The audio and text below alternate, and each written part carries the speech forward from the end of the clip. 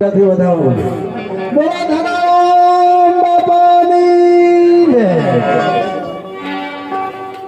પધારેલા સંતો ભક્તો મહંતો વડીલો ભાઈઓ તથા બહેનો પ્યારા આત્મબંધુઓને મારા કોટી કોટી વંદન.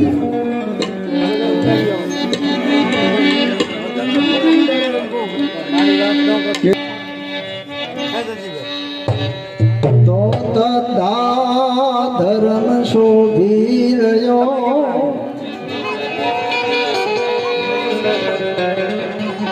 અન શોભી રહ્યો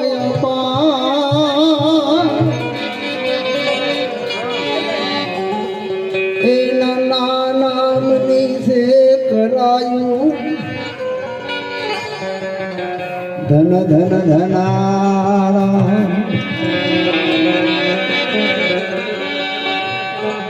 તો ધનારામ ને ધન ઘડી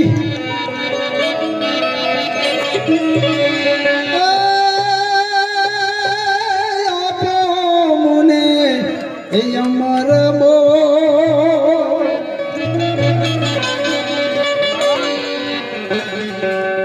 સુરતા શબ્દ માલીન ભઈ પછી હંસ કરે કિલો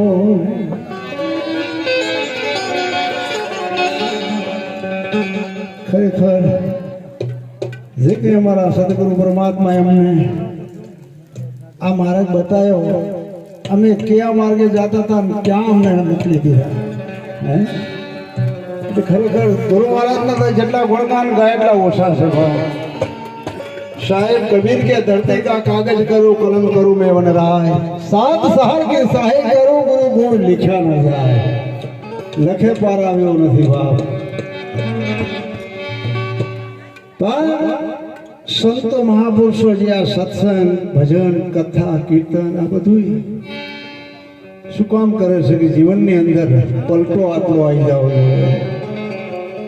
આ બધા માણસોને ભેરા કરીને આવો કંઈક કાર્ય કર્યા શું કરવા?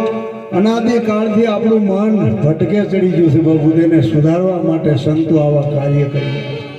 એટલે કીધું કે જે ઘર નહીં કથા નહીં કીર્તન નહીં સંત મિજ માના, જે ઘર નહીં કથા નહીં કીર્તન નહીં સંત મિજ માના, સાંજ પડે જમડા ડેરા દિયે ઘર નહીં. એ તો હે શમશાના વરહ દાળે જો કદાચ આવું ભજન સત્સંગ કથા કીર્તન આવા સંતો ભક્તો મહાપુરુષો આપણા આંગણે ના આવે ને બાપુ તો ખરેખર આપણું જીવન નકામું છે. એટલે કીધું કે સંત સરખું સગું નહીં મળે જગમાં મહેમાન.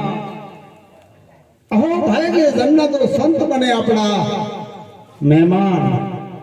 મહેમાન તો અનેક પ્રકારના આપણા ઘરે આવે છે પણ જે સંત મહેમાન થઈને આવે ને તો આપણા આહો ભાઈ છે.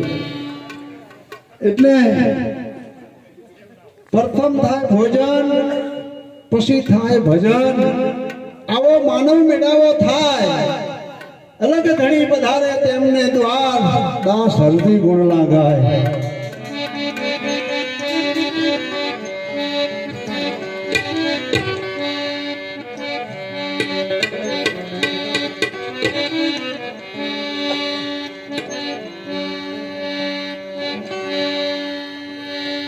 સાહેબ કબીર થઈ ગયા, એમના શિષ્ય કમાલ થઈ ગયા. એ પોતે મુસલમાન જ્ઞાતિમાં હતા અને જ્યારે કબીર સાહેબનો ભેટો થયો ને ત્યારે એમને સત્ય વાત એમને સમજાવી દીધી. પછી એમને 5 ટાઈમ નમાજ પઢવા જતા હતા, રોજા રહેતા, કજા કરતા, બધું બંધ કરી દીધું અને પરમાત્માના નામને જોડી ગયા. તેમના મૌલાના એમના નબી બધા એમના ઘરે આવ્યા અને ઘરે આવી કીધું કે ભાઈ તમને કેમ 5 દિવસથી નમાજ પઢવા આવતા નથી? કે બાપુ હવે તો મને ગુરુ મળ્યા, મારે નમાજ પઢવાની રોજા રહેવાની કઈ જરૂર તો એવા શું તને ગુરુએ શું સમજાવ્યું એમને બતાય. ત્યારે મહાપુરુષો જેને સદગુરુના શરણમ જાય ને બાપુ ત્યારે રવિ સાહેબ બોલ્યા કે વાણી હમારી ફર ગઈ વહી તનો વહી દેશ ખારા સો મીઠા ભયા સદગુરુ કે ઉપદેશ. સદગુરુના ચરણમાં ગયા પછી વાણી વર્તન ને વિચાર આનું પરિવર્તન આવે તો માનજો કે સદગુરુ મળ્યા બાપુ.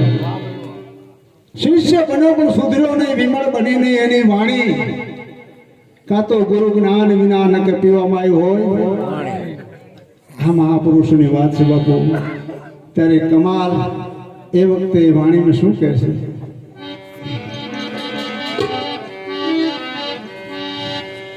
ऐसा है